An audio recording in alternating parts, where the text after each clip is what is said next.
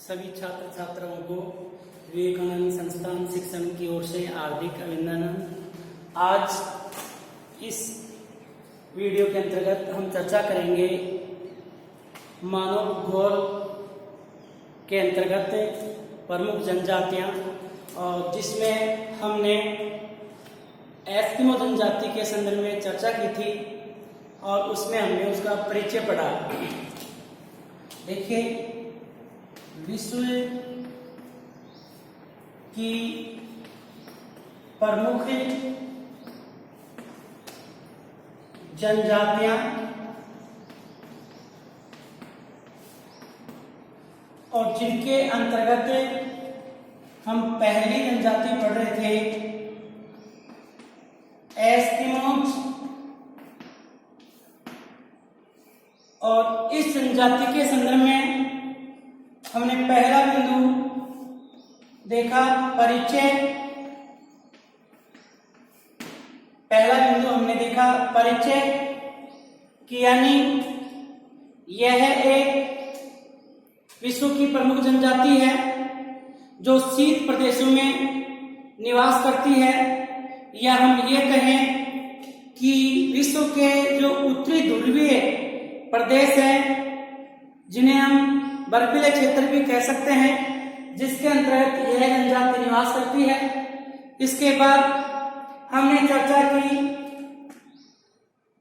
इसका निवास क्षेत्र के अंतर्गत आपको बताया गया कि यह जनजाति विश्व के उत्तरी जो ध्रुवीय प्रदेश है, जैसे उत्तरी कनाडा, बेफिन द्वीप समूह है, ग्रीनलैंड, उत्तरी पूर्वी यूरोप या उसका हम ये कहें स्कैंडिनेविया प्रदेश और उत्तरी साइबेरियाई क्षेत्र में यह जनजाति निवास करती है। उसके बाद हमने चर्चा की कि इस जनजाति के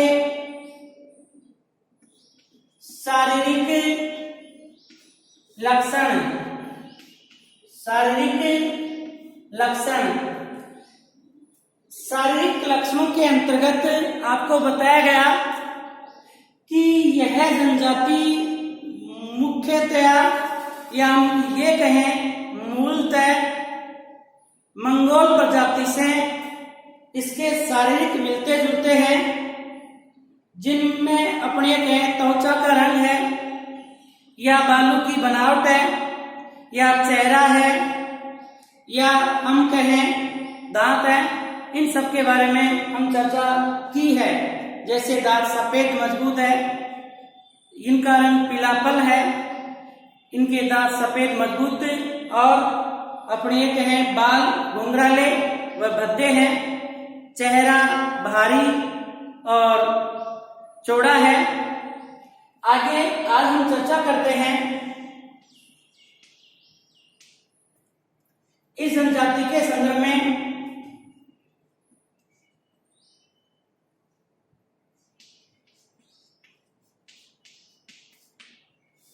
निवास घर। देखिए, बुशमैन जनजाति के लोग जो मकान या आवास या जो घर बनाते हैं वो मुख्यतः दो प्रकार के बनाते हैं। एक को तो अपन कहें इग्लू और दूसरे को कहें कर्मक। इग्लू जो आवास है वो बर्फ से बनाया जाता है। किससे बनाया जाता है? बर्फ के टुकड़ों या बर्फ की सिलियों से बनाया जाता है, जिसकी आकृति हम ये कहें गुंडाकार है।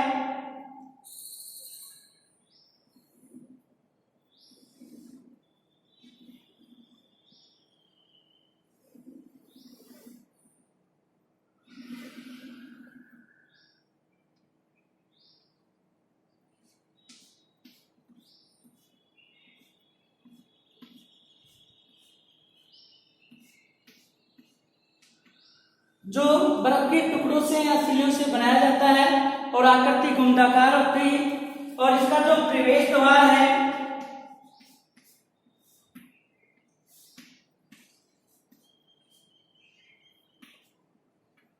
बहुत संकीर्ण होता है।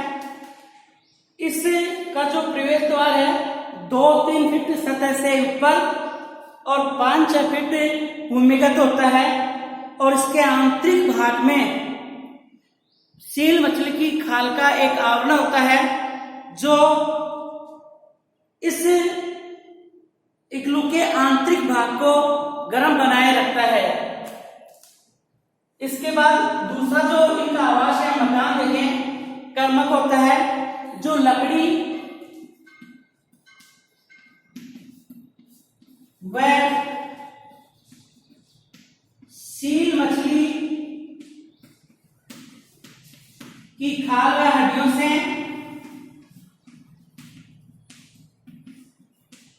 से बनाया जाता है।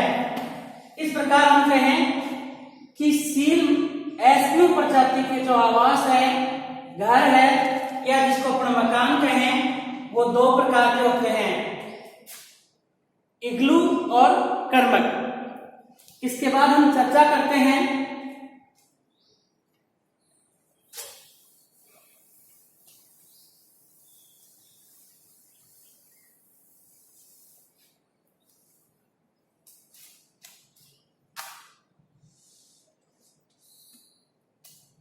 आर्थिक क्रियाकलाप। आर्थिक क्रियाकलाप देखिए, एस्किमो जनजाति के लोगों का जीवन का जो मुख्य आधार है, एस्किमो जनजाति के लोगों का जीवन का मुख्य आधार है, या हम ये कहें एकमात्र आखेट कह सकते हैं। क्या है? आखेट।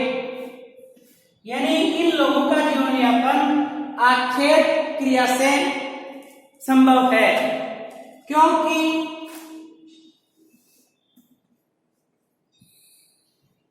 विशेषकर ये शीत प्रदेश है, इसलिए यहाँ अन्य जीवों या वनस्पति का अभाव है। केवल आखेट के रूप में ये व्यवसाय करते हैं और आखेट को समय के आधार पर 2 भागों में बांटा गया है। शीतकालीन आखेट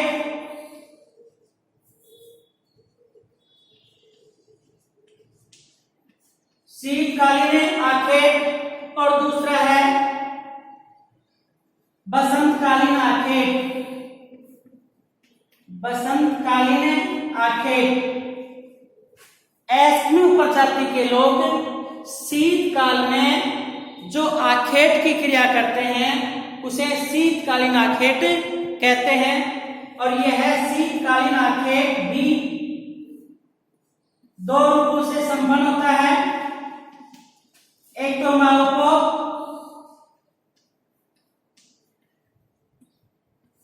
और दूसरा अपन कहें उत्तोक। एस्किमो जनजाति के लोग आखेट मुख्यतः 2 रूप में करते हैं। एक तो कहें शीतकालीन आखेट और दूसरा कहें बसंतकालीन आखेट। शीतकालीन आखेट भी 2 रूपों से किया जाता है, माओपोक और उत्तोक। अब अपन ये देखें कि माओपोक क्या है। माओपोक जो शब्द है उसका अर्थ होता है प्रतीक्षा करना। माओपोक जो शब्द है उसका अर्थ होता है प्रतीक्षा करना या इंतजार करना। क्यों? क्योंकि शीतकाल में जलीय भागों पर बर्फ का एक आवरण या एक परत बन जाती है, इसीलिए ये लोग शीतकाल में एक हार्पून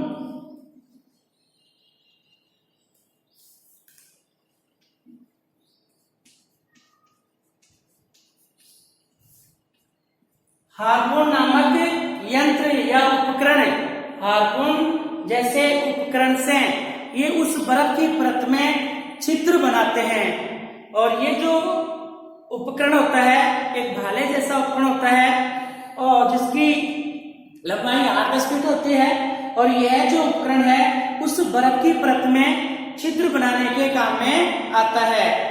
और जैसे ही मछलियां उस छिद्र के पास आती हैं तो उस छिद्र में रखा हुआ संकेत के रूप में हड्डी का टुकड़ा हिलने लगता है, या ये कहें उनका जो जासूसी उनके पास जो कुत्ते होते हैं वो सूंघने से उनको पता चल जाता है कि उस छिद्र के पास मछलियां श्वास लेने के लिए आई हैं। और जैसे ही उन्हें पता चलने के बाद वो इस उपकरण से उस मछली का शिकार कर लेते हैं, जिसे माउपो कहा जाता है। अब ये निश्चित नहीं कि मछली श्वास लेने के पास उस छिद्र में कब आएगी और इसीलिए उनको उस छिद्र के पास मछली आने का इंतजार करना पड़ता है, इसीलिए इसे इस प्रक्रिया को माउपो कहा जाता है। फिर दूसरा अपन देखें उत्तोक।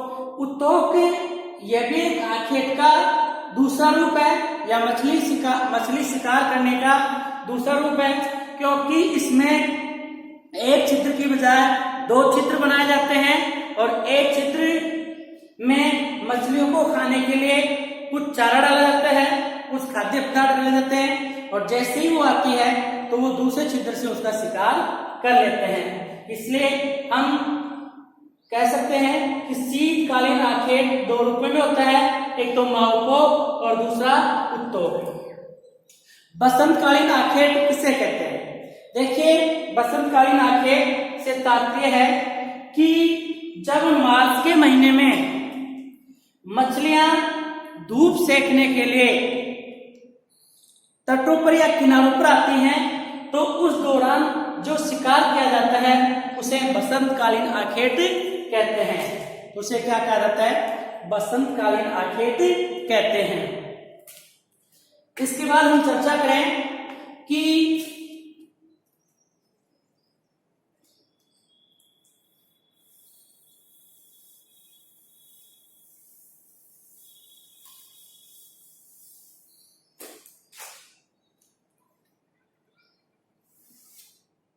इसमें हमने चर्चा की आर्थिक क्रियाकलाप में, जैसे आखेट। फिर दूसरा बिंदु अपन देखें भोजन। देखिए, एस्किमो प्रजाति के लोग मुख्यतः मांसाहारी होते हैं और भोजन के रूप में मांस का उपयोग करते हैं। इसीलिए हमने परिचय में पढ़ा भी था कि जो लोग कच्चा मांस खाते हैं उन्हें हम एस्किमो कहते हैं। यानी इसका मतलब हम ये कहें कि एस्किमो जनजाति के जो लोग हैं वो भोजन के रूप में मछली का मांस मुख्यतया उपयोग करते हैं, इसीलिए हम इनको मांसाहारी कहेंगे। फिर अपन चर्चा करें वस्त्र। देखिए, एस्किमो जनजाति के लोगों के वस्त्र की अपन चर्चा करें तो मुख्यतया इनके वस्त्र तमिया,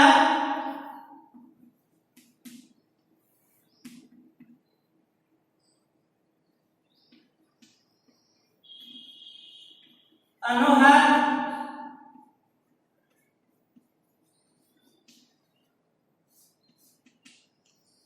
कार्मिक या अपने में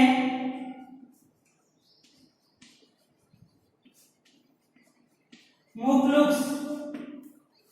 इन एस्किमो जनजाति के लोगों के मुख्य वस्त्रों में देखें तो पहला तो अपन कहें तमिया,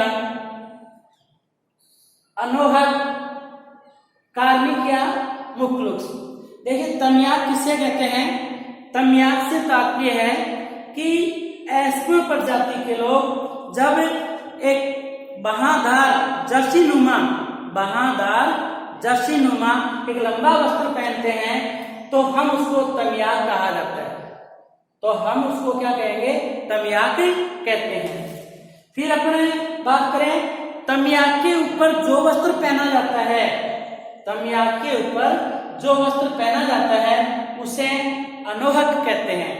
तमियाक के ऊपर जो वस्त्र पहना जाता है उसको क्या कहते हैं? अनोहक कहा जाता है। फिर अपन बात करें कि एस्किमो जनजाति के जो लोग हैं वो सील मछली की खाल से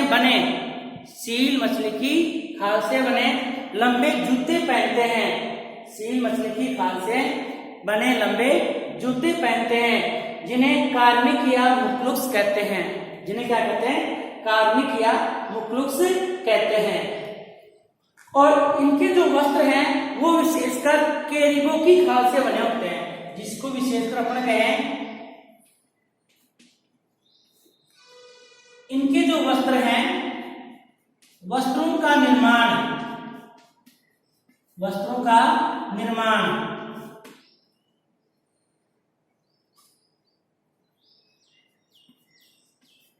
केरिबो की खाल से निर्मित। क्योंकि केरिबो की जो खाल है वो बहुत मुलायम और गर्म रहती है, इसीलिए एस्किमो जनजाति के लोग अपने वस्त्र किससे निर्माण करते हैं? केरिबो की खाल से ये अपने वस्त्रों का निर्माण करते हैं।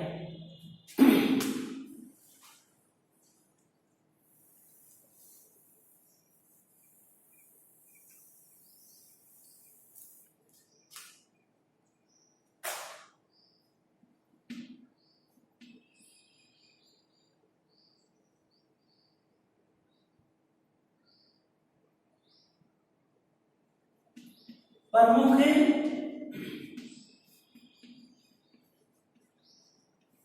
उपकरण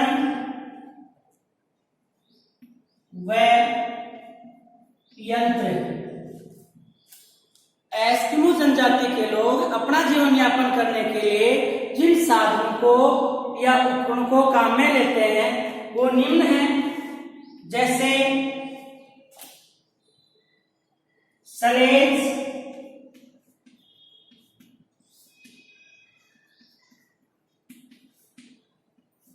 गाड़ी,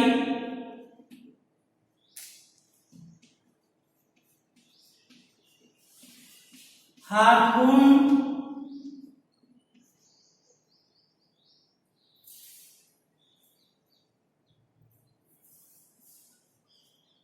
उमिया,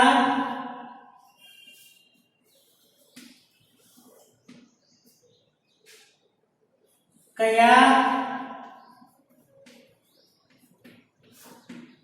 सलेज गाड़ी, हार्पून, उमिया और कया। देखिए क्या है, हम इनके बारे में अपन चर्चा करें तो सबसे पहले अपन देखते हैं सलेज गाड़ी। देखिए एस्किमो जो जनजाति है वो जिस क्षेत्र में निवास करती है वह क्षेत्र शीत प्रदेश है, एक बर्फीला क्षेत्र है, इसलिए वहां अन्य परिवहन के जो माध्यम है वो संभव नहीं है। इसीलिए बिना पहिए की जो गाड़ी होती है जिसको स्लेज कहा जाता है। और ये जो स्लेज गाड़ी है जो विशेषकर रेनडियर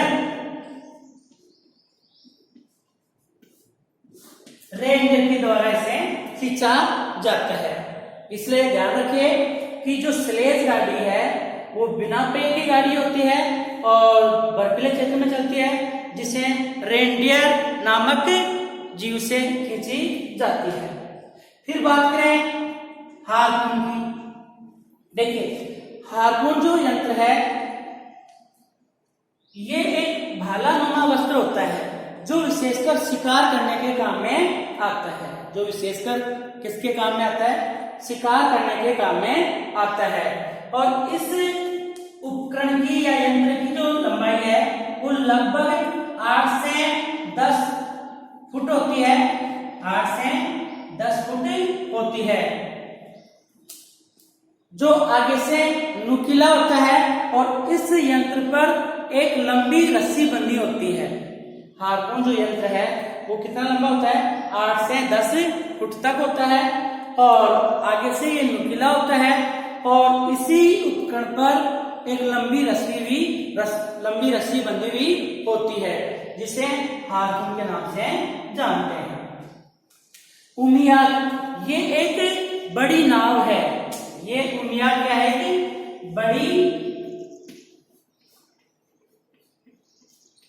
नाव है और जिसका उपयोग विशेषकर वल्लू व्हेल का शिकार करने के काम में लिया जाता है, क्योंकि हम इस बात को जानते हैं कि वल्लू व्हेल जो मछली है वो इस तल का सबसे बड़ा, अपन ये कहें सभी जीवों में सबसे बड़ा जीव है और उसका शिकार करने के लिए उमियाद यानी बड़ी नाव का उपयोग किया जाता है और बड़ी नाव को उमियाद कहते हैं। इसके बाद हम चर्चा करें कयाक।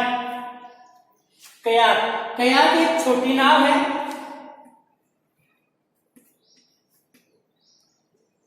कयाक एक छोटी नाव है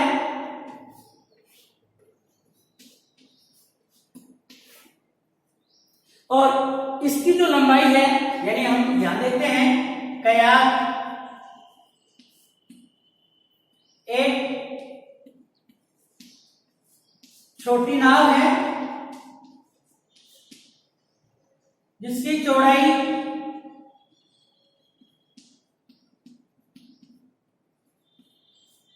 1.5 मीटर एवं लंबाई 5 मीटर तक होती है। इसको हम कयाक के नाम से जानते हैं। ये अपन कहें एस्किमो जनजाति का आर्थिक क्रियाकलाप या क्रियाएं। इसके बाद हम चर्चा करते हैं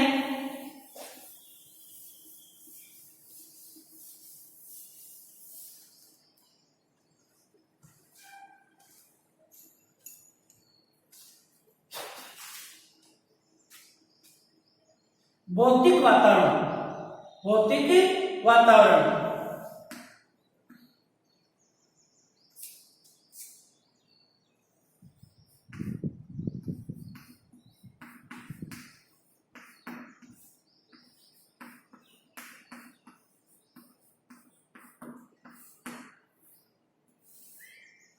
देखिए, भौतिक वातावरण की हम चर्चा करें तो इसमें विशेषकर एक तो हम ये कहें जलवायु, दूसरी बात अगर हम देखें तो वनस्पति,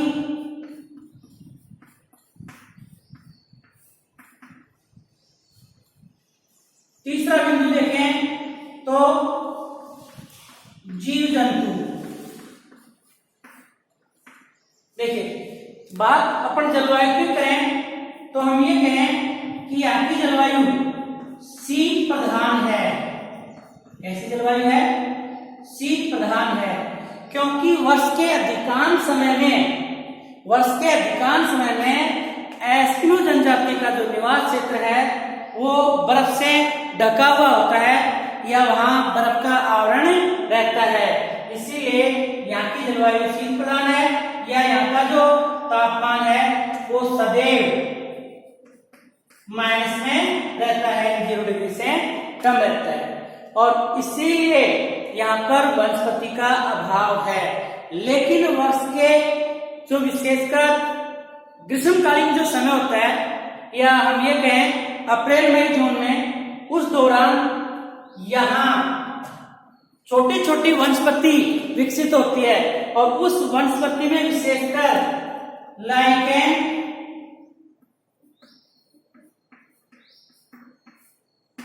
शैवाल,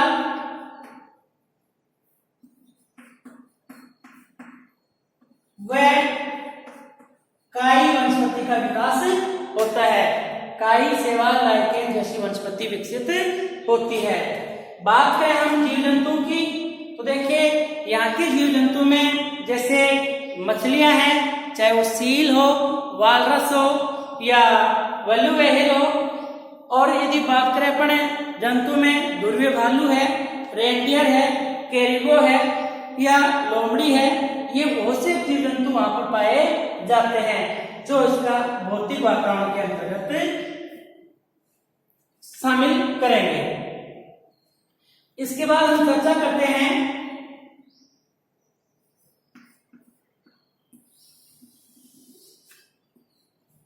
देखिए सील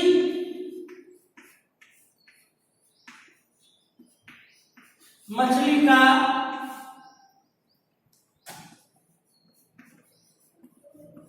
महत्व। सील मछली का महत्व। एस्किमो जनजाति के लोगों के जीवन में सील मछली का जो महत्व है या उपयोगिता है बहुत अधिक है। क्यों? क्योंकि इस मछली पर उनका जीवन निर्भर कह सकते हैं या उनका जीवन आश्रित है। कैसे? क्योंकि ये लोग जीवन यापन करने के लिए सील मछली से भोज्य पदार्थों की पूर्ति करते हैं, वस्त्रों के लिए खाल या चमड़ा की प्राप्ति करते हैं, ईंधन के लिए चर्बी की प्राप्ति करते हैं और आवास के लिए खाल या हड्डियों की प्राप्ति करते हैं। इसलिए हम कहेंगे कि सील मछली का जो महत्व या उपयोगिता है वो एस्किमो जनजाति के जीवन में बहुत ज्यादा है। इसलिए कई बार बहुत बार प्रश्न पूछा भी जाता है कि मानव जीवन में सील मछली का क्या महत्व है, कथन की पुष्टि कीजिए। तो हम देखिए इसको थोड़ा विस्तार से।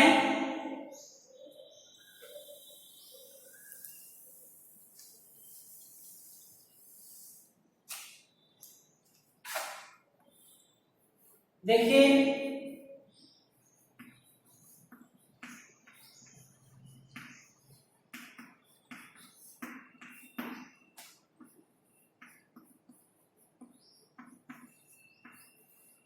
ये तो मैंने आपको बताया ही है कि सील मछली का एस्किमो जनजाति के लोगों के जीवन में बहुत बड़ा योगदान है या महत्व है। क्यों? क्योंकि एक तो भोजन के रूप में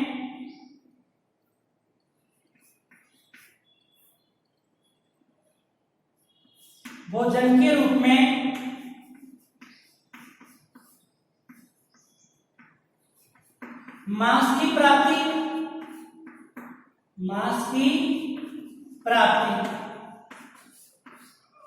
देखिए एस्किमो जनजाति के लोग भोजन के प्राप्ति किससे कहते हैं? सील मछली के मांस से, इसलिए उपयोगिता है।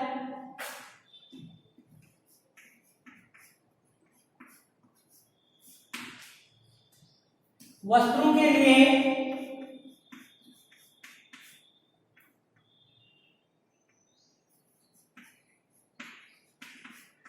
चमड़ा की प्राप्ति। फिर बात करें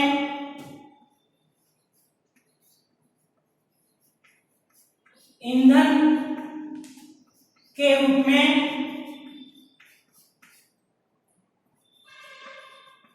चर्बी का उपयोग।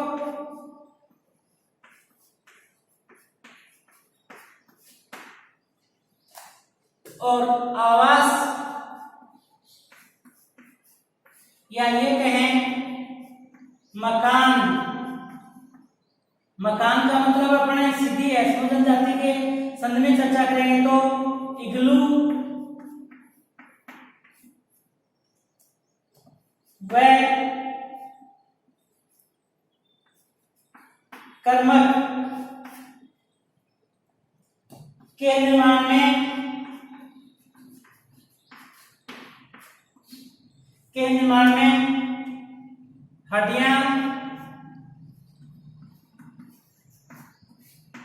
हड्डियों व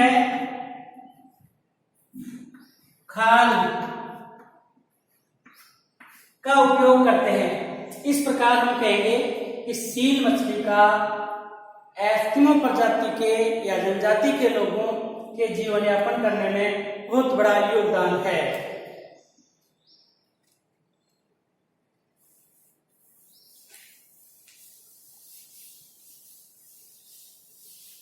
देखिए, अब चर्चा करेंगे हम सामाजिक वातावरण,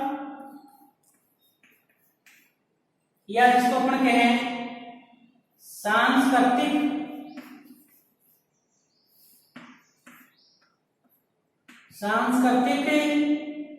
वातावरण।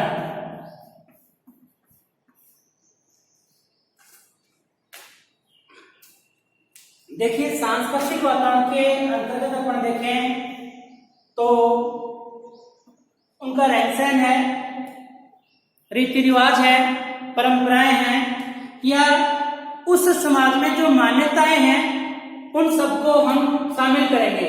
सांस्कृतिक वातावरण के अंतर्गत अपन देखें तो देखिए, उनके समाज में जो भी मान्यताएं हैं, रीति रिवाज हैं, या जिनको अपन कहें प्रथाएं हैं, इन सबको हम शामिल करते हैं। जैसे पहले अपन देखें वातावरण समायोजन, या अपन ये कहें कि इनका जो समाज है वो पितृवंशीय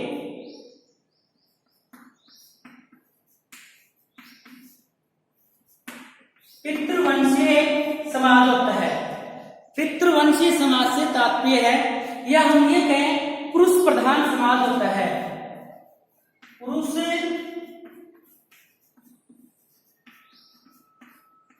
प्रधान समाज होता है। क्यों? क्योंकि परिवार का जो मुखिया है, या जो भी सामाजिक गतिविधियां हैं या आर्थिक जिम्मेदारियां हैं, उन सबका निर्वाह है किसके द्वारा किया जाए? पुरुष के द्वारा किया जाए, या वहां का जो सबसे बड़ा जो पुरुष सदस्य होता है उसके द्वारा किया जाता है, या पिता के द्वारा किया जाता है, तो उसे पितृवंशीय या पुरुष प्रधान समाज कहेंगे। फिर अपन ये कहें कि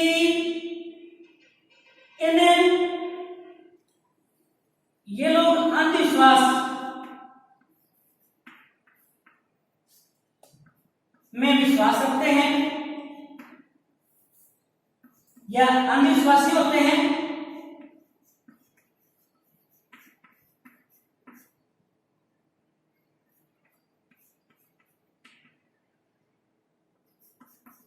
में विश्वास रखना, विश्वास। देखिए, एस्किमो जनजाति के लोग